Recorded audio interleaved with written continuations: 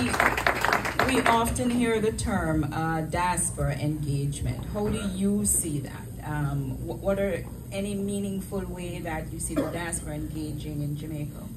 Yeah, I mean, obviously, on an individual level, people engage on an everyday basis. I mean, I often hear news about what has happened in Jamaica from people who are not in Jamaica.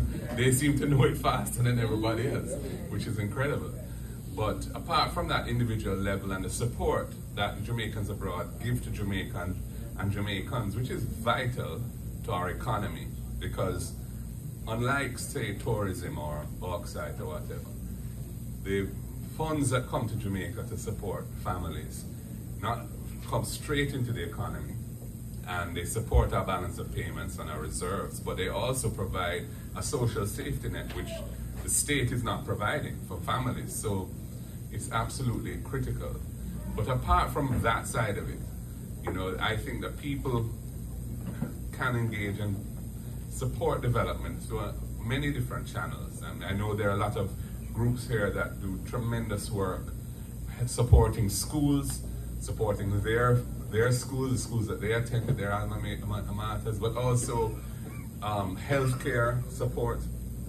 Many doctors go and give service in Jamaica. People send down medical items and equipment and so on. So there's all of that philanthropic work, which is so important.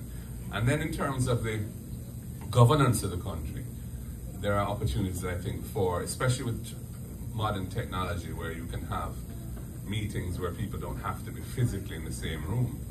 You know, the opportunities for persons to serve on boards, for example.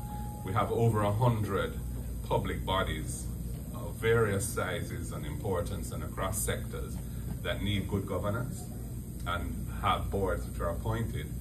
And I'm encouraging persons in the diaspora who want to do that there's a procedure now, a new procedure, where you apply to go into a database of persons who are making themselves available to serve on public boards. And you have to be in that database to be selected to a public board going forward.